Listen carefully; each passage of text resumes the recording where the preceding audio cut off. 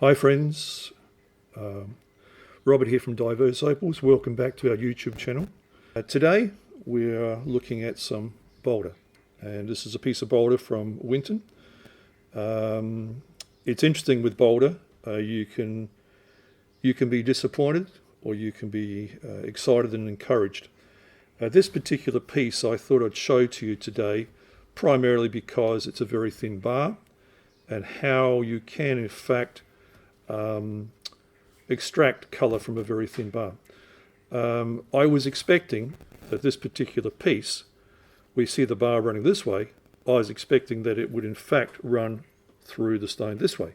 And I thought we'll end up with a narrow stone, but after putting it on the saw, I found out that it was in fact running through the centre.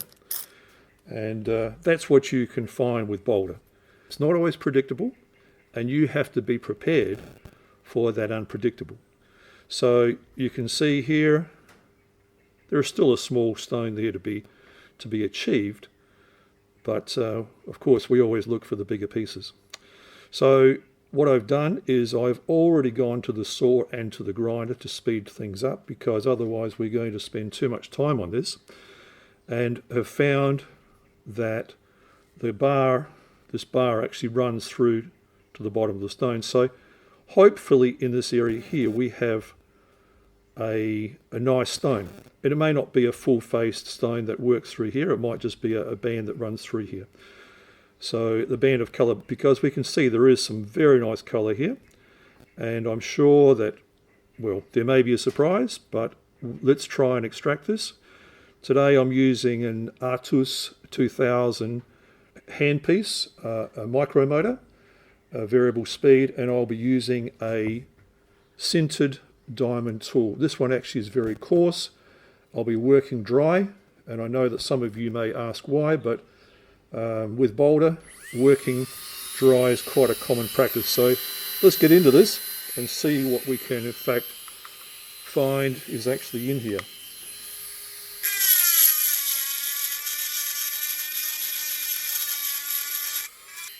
I like to use a small brush to take away the dust, and use water at times to see how things are progressing. So we can already see that the colour is starting to appear here. We have to go slowly with our coarse grade, because that is very quick, and we just want to remove as much of the overburden as we possibly can. With boulder, as we talked about, the bars are not always straight. That actually makes it appealing to some people. It's not always predictable, as I said before, but we'll keep going with this. And using the right tools is important, because you realistically cannot get this fine bar to produce with your normal grinding wheel. You're just going to destroy it very quickly. So carving with a tool like this is advisable. There are numerous types of sintered burrs that you can get. I like to use a bullet or a flame shape.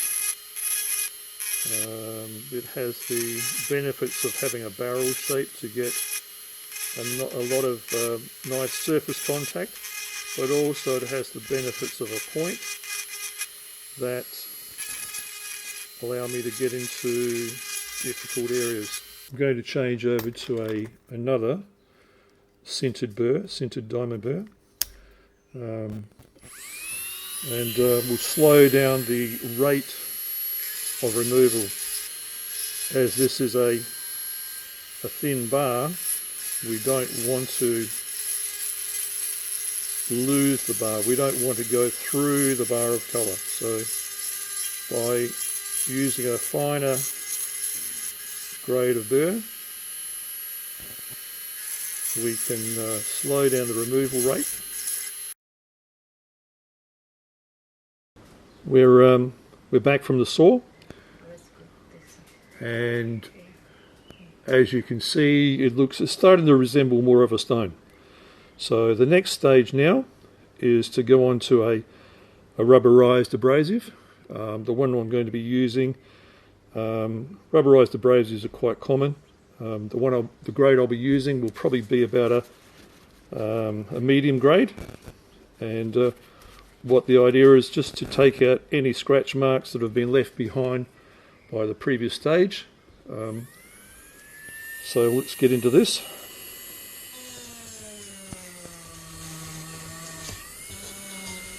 Once again, as you can see, I'm using this dry. Just systematically work from one end of the stone to the other. Of course, because we're doing this dry, I suggest that you have a good mask. During the sanding process, we're not really wearing very much off the surface of the stone. It's just a matter of smoothing out the surface, removing the scratches that were made by the last stage. And as I said, that was a sintered diamond burr, a fine grade. Quite a good, even surface on the top of this piece of boulder. Alright, so the next stage we're going to be using now is a 600 diamond paste. I'm using CSS high concentration diamond paste today. This is in fact our own brand. You can use this in all applications of stone polishing, whether you be carving, whether you be cabbing, whether you be faceting, or even if you're doing work in the petrographic industry. Very good quality. Have been selling this for probably 20 years. Have a lot of customers for this particular product. We're going to be using a felt today. Once again, I like to use felt bullet shapes because once again it helps me to get into those little tight areas. We don't do this wet. We in fact do this, well, the lubricant is actually in the paste itself, and what we do is we start on one side and just progressively work our way across the stone. So I recommend you use a slow speed, the slowest speed possible. We don't need speed, we need torque. Torque is so very important to getting a good finish when it comes to polishing on stones. So it's the pressure doesn't have to be extreme. You just need to apply consistent pressure.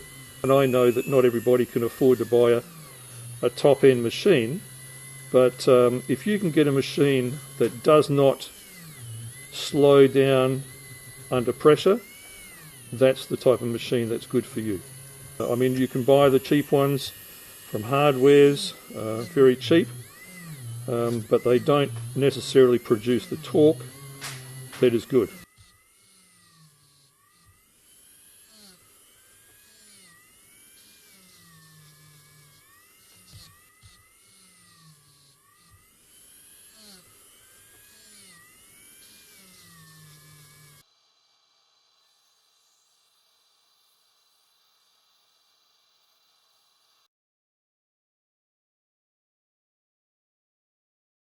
Well, here we are, the conclusion of all the work and effort that we put into this piece.